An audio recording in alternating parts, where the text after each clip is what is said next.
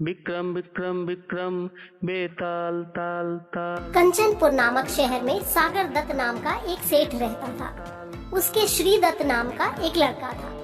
वहाँ से कुछ दूर पर एक और नगर था जिसका नाम था श्री विजयपुर। उसमें सोमदत्त नाम का एक सेठ रहता था।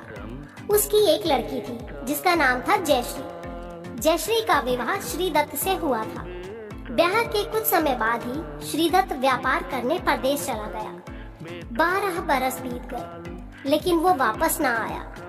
अब जयश्री व्याकुल होने लगी। एक दिन वो अपनी अटारी पर खड़ी थी कि उसे वहाँ से गुजरता एक आदमी दिखाई दिया। उसे देखते ही वो उस पर मोहित हो गई। उसने पता लगवाया कि वो कौन है और उसे अपनी एक सखी के घर बुलवा लिया।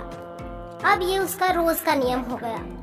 रात होते ही वो उस सखी के घर चली जाती और रात भर वहाँ रहकर दिन निकलने से पहले ही लौट आती। इसी तरह बहुत दिन बीत गए। इस बीच एक दिन उसका पति परदेश से लौट आया। उसके लौटने से खुश होने की बजाय स्त्री दुखी हो गई कि अब वो अपने प्रेमी से कैसे मिलेगी। रात को जब पति सो गया तो वो चुपके से उठकर अपने दोस्त के पास चल दी। रास्ते में एक चोर खड़ा था।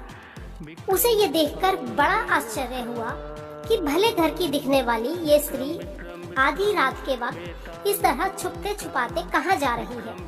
ये देखने के लिए कि वो कहाँ जाती है वो भी उसके पीछे पीछे चल दिया। छुपते छुपाते वो सहेली के मकान पर पहुँच गई। संयोग की बात, उसके पहुँचने से कुछ ही देर पहले उस आदमी को सांप ने काट लिया था और जब वो वहाँ पहुँची तो वो मरा पड़ा था। स्त्री ने उसे देखा तो उसे लगा कि वो सो रहा है। वहीं आंगन में पीपल का एक पेड़ था जिस पर एक पिशाच बैठा ये सब लीला देख रहा था। उसने उस आदमी के शरीर में प्रवेश करके अपनी काम पिपासा मिटाई और उत्तेजित होकर उसने उस स्त्री की नाक काट ली और फिर उस आदमी की देह से निकलकर पेड़ पर वापस जा बैठा।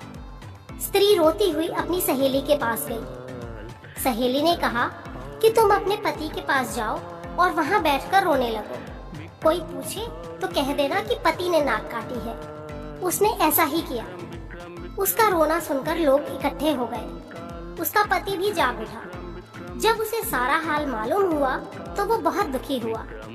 लड़की के बाप ने शहर कोतवाल को खबर दे दी। कोतवाल उन सब को राजा के पास ले गया। स्त्री की ये हालत देखकर राजा को बड़ा गुस्सा आया और उसने आदेश दिया इसके पति को सूली पर लटका दिया जाए। वो चोर भी वहाँ खड़ा था।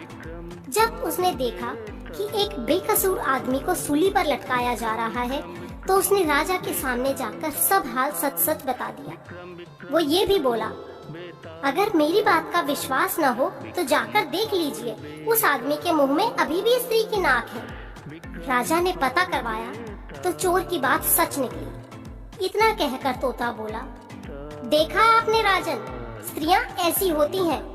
राजा ने उस स्त्री का सिर मुड़वाकर गधे पर चढ़ाकर पूरे नगर में घुमाया और शहर से बाहर छुड़वा दिया। ये कहानी सुनाकर बेताल बोला, विक्रम अब तुम फैसला करो, बताओ कि दोनों में से ज्यादा पापी कौन है। अगर जानते हुए भी इस सवाल का जवाब नहीं दोगे तो तुम्हारे सिर के 1000 टुकड़े हो जाएंगे। राजा ने एक पल भी गंवाए बिना कहा, स्त्री ज्यादा पापी है। बेताल ने पूछा, वो कैसे?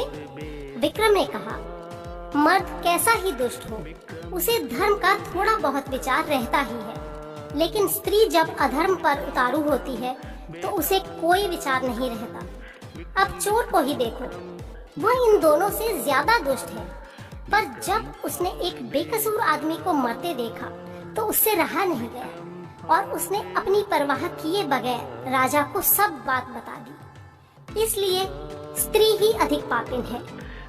राजा का इतना कहना था कि बेताल उसके कंधे से फिसलकर फिर से पेड़ पर जा लगा।